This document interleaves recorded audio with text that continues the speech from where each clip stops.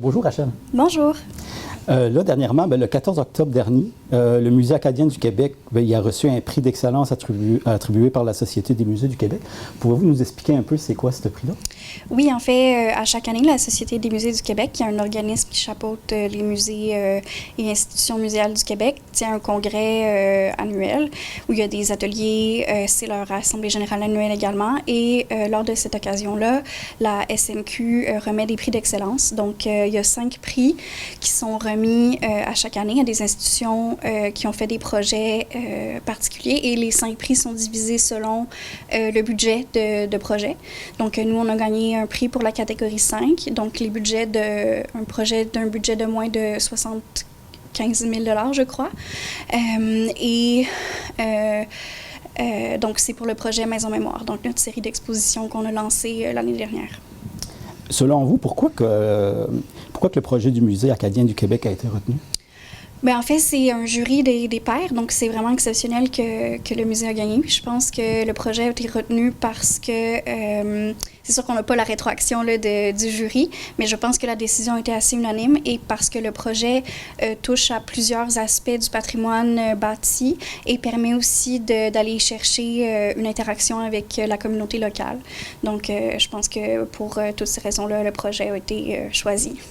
Pouvez-vous nous parler un petit peu du projet, comme ça? Oui, donc c'est une série d'expositions qu'on a lancée l'année dernière. Donc l'exposition a lieu de juillet à mai 2020.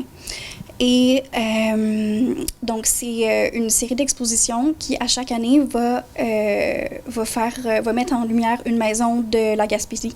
Donc il y a un appel à participation qui a été lancé pour que les gens qui pensent qu'il y a une maison patrimoniale acadienne, donc que ce soit une maison qui a été construite par des Acadiens ou qu'il y a des Acadiens qui ont vécu dans la maison, puissent nous proposer leur maison. Et on ne parle pas seulement de patrimoine bâti, donc l'architecture, mais les maisons ont aussi un caractère social dans la communauté où elles sont. Donc, par exemple, la Maison Mémoire, la première exposition, c'était une maison de Saint-Siméon. Donc, on remonte à la déportation là, avec l'histoire de la maison. Donc, ça dépend vraiment du contexte de la maison. Donc, ça a été la première édition et la deuxième va se tenir cette année, donc de janvier à mai, encore une fois, cette année. D'accord. Une première exposition, ça a bien été?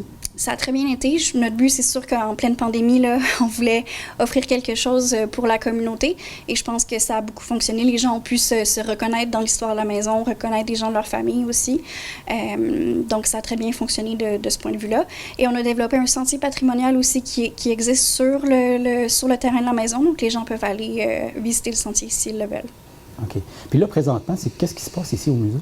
En ce moment, notre exposition temporaire, c'est une exposition de l'artiste Maryse Goudreau. Donc, c'est sur les Belugas. C'est plusieurs installations là, qui sont disponibles pour voir. Et l'exposition va avoir lieu jusqu'à la fin décembre. Donc, à ne pas manquer.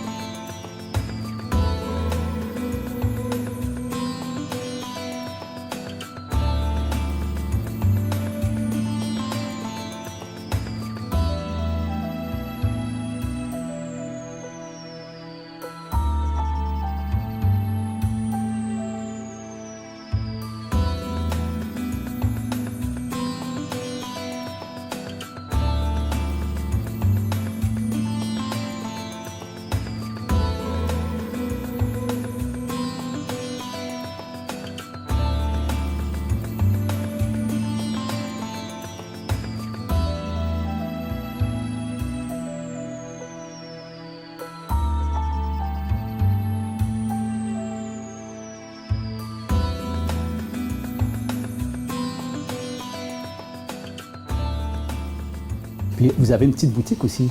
Oui, exactement. On a créé un espace derrière moi là, dans le hall d'entrée avec nos produits là, qui sont d'habitude dans la chapelle, mais on a aménagé l'espace ici pour que ça soit disponible dans le musée pour le temps des fêtes.